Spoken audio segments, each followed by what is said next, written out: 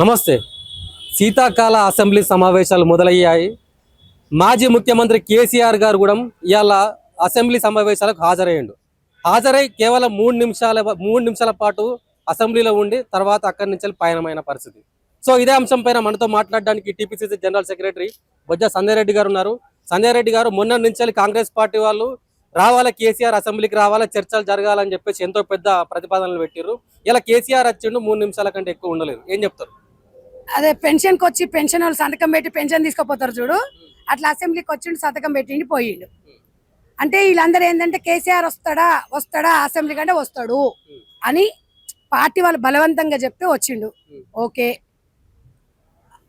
CM Revanth Reddy గారు ఒక మెట్టు దిగి ఒక మాజీ మంత్రిగా ఒక ప్రతిపక్ష నేతగా నమస్కారం పెడితే పక్కన కేటీ రామారావు ఈ పాడి కౌశిక్ రెడ్డి ఇద్దరు ఎస్కేప్ అయిపోయిండు. అంటే ఇది వాళ్ళ నిబద్ధత, వాళ్ళకు ఒక అసెంబ్లీ అంటే ఒక గౌరవము, ఒక సీఎం అంటే గౌరవం అనేది ప్రజలకు తెలిసిపోయింది, అహంకారం అనేది తెలిసిపోయింది. అంటే మీరు నిజంగా 3 నిమిషాలు అసెంబ్లీకి వచ్చి పోగానే సమస్యలన్నీ తీరిపోతాయని తెలంగాణ ప్రజలను అడుగుతున్న కాంగ్రెస్ పార్టీ నుంచి. ఒక మాజీ సీఎం 10 సంవత్సరాల అభివృద్ధిలో మేమేం చేశాము, మీరు ఇది చెయ్యండి అని ఒక సూచన ఇవ్వాలి. మరి ఆ సూచన ఇవ్వకుండా సంతకం పెట్టేసి వెళ్ళిపోతే ప్రతిపక్ష నేతగా ఎవరు అడుగుతారు, ఎవరు మాట్లాడతారు, ఎవరితో డిస్కషన్ చేయాలి? ఇదందరూ మీరు గమనించాలి.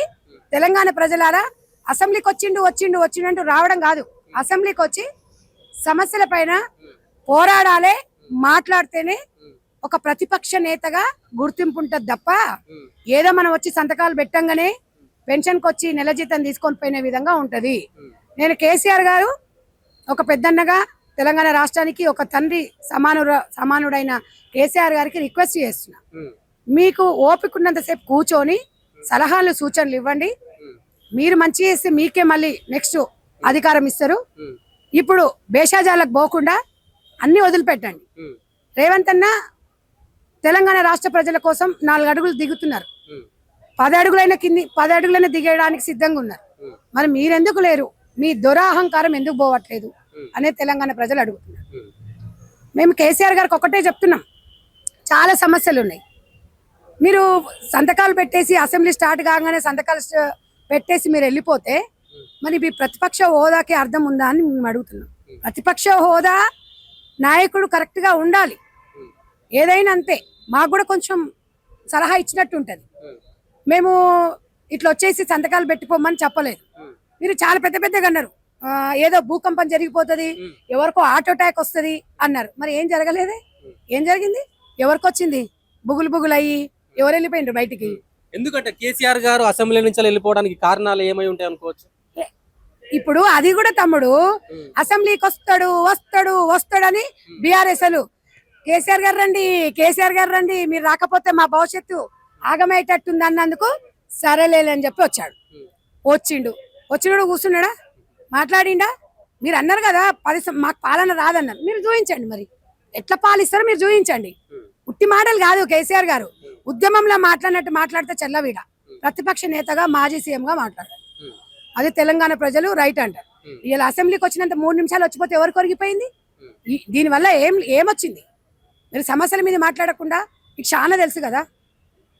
ఎందుకంటే కాంగ్రెస్ పార్టీ ఏర్పడ్డ తర్వాత 22 మంది సీఎంలు రాష్ట్రాన్ని పాలించారు. 65,000 కోట్ల అప్పు మాత్రమే చేసిరాళ్ళు. 23వ సీఎంగా మీరు తెలంగాణలో మొట్టమొదటి సీఎంవి. తెలంగాణ వచ్చినాక నువ్వు వచ్చిన తర్వాత 10 సంవత్సరాల్లో 8 లక్షల కోట్ల అప్పు చేసిరు. ఎవడన్నా ఉంటాడా? మీ అంత గొప్ప మనిషి, మీ అంత గొప్ప నాయకుడు ఎవరన్నా ఉంటారా? మీకు మీరే సాటయ్యా. ఇంకా మమ్మల్ని మీ సుపుత్ర రత్నం ఉన్నాడుగా కేటీ రామారావు, 1 కోటి మంది మహిళలను కోటీశ్వరులు చేస్తాడా అని ఎక్కరిస్తుండు కదా. అరే ఆరిపోయిన అరగుండు వెదవా, ఒక్కడే చెప్తున్నా, 1 కోటి మంది మహిళలను కోటీశ్వరులు చేస్తావంటే 1 కోటి రూపాయలు ఇస్తామని కాదు అర్థం. మహిళలకు ఉపాధి పథకాలు పెట్టాలి, స్కిల్ డెవలప్మెంట్ పెట్టాలి, ఉపాధి చూయించాలి, ఇండస్ట్రీస్ పెట్టుకుంటే ఎంకరేజ్ చేయాలి, వాళ్ళ ఎదగడానికి అవకాశాలు కల్పించేదాన్ని కోటీశ్వరులు చేస్తామన్నాడు. ఆ మాత్రం ఇంగిత జ్ఞానం లేదు. తిడితేనేమో సంధ్యాక తిట్టింది అంటారు, కామెంట్స్ పెడితేనేమో పెట్టింది అంటారు. పొద్దున్న లేస్తే రేవంత్ రెడ్డి గారిని ఇష్టం వచ్చినట్టు మాట్లాడతారు. మరి మీరు మా రేవంత్ రెడ్డి అన్న స్థాయి మీది గారు. అన్నాడు కదా మీ స్థాయి కాదు. మొన్న చెప్పినాడు కదా ముఖ్యమంత్రి రేవంత్ రెడ్డి గారిని చూస్తుంటే నాకు ఎడమకాలు చెప్పుతోని ఇట్లా కొట్టాలనిపిస్తుంది అని ఒక వాక్యం వేసిండు కదా. నేను ఒకటే చెప్తున్నా కదా తమ్మి, ఎడమకాలు చెప్పు తీసుకొని సీఎం ని కొట్టాలన్నోనికి రెస్పెక్ట్ ఇవ్వాల్సిన అవసరం మాకు లేదు, ఎవరికి కూడా లేదు. ఒక రాష్ట్ర సీఎం ని చెప్పుతో కొట్టాలన్నప్పుడు ఒక ప్రతిపక్ష నాయకుడి కొడుకు 2 సార్లు ఈ దద్దమ్మ మంత్రి అయిన కర్మకు కుడికాలు చెప్పు తీసుకొని పల్ల కొట్టాలని నాకు కూడా అనిపిస్తుంది. బాపూజీ ఏదో చెప్పిండు కదా, ఈ చేయి చూపిస్తే మనం ఈ చేయి చూపించాలని. మరి మేము కూడా అదే అంటున్నాం. ఇప్పుడు నేను అన్నా అనుకో, నీ స్థాయి అవే, మా కేటీఆర్ స్థాయే అంటారు. మరి రేవంత్ రెడ్డి స్థాయి అనేది? రేవంత్ రెడ్డి గారు సీఎం, మీ నాయన మాజీ సీఎం. మీ నాయన అంటే ఓ చక్కదనం ఉంటుంది. నువ్వెందుకు అంటున్నావు రేవంత్ అంటే? నువ్వు ఊహించుకుంటున్నావా? పగటికలకి అంటున్నావా సీఎం అని? నీకంత సినిమా లేదు. నువ్వు ఎప్పుడైతే ఊరోళ్ళని అవమానించినవో ఆ రోజే నీ కేల్కత్తన్ దుకాణం బంధు. నువ్వు ఒక్కటే నేర్చుకో, ఎంత ఎత్తుకెదుగుతా అంత ఒదిగుండు. నువ్వు ఇష్టం వచ్చినట్టు మాట్లాడినావనుకో గీతమ్మ గురించి, రాజకీయాలలో లేని ఆడవాళ్ళని తీసుకొస్తారు ఎందుకరా రోడ్ల మీదకి? ఇప్పుడు గీతమ్మను మీరు చెప్పినప్పుడు నీలిమమ్మని చెప్పాల్సి వస్తుంది, నీలిమమ్మ చెప్తే శోభమ్మని తేవాల్సి వస్తుంది.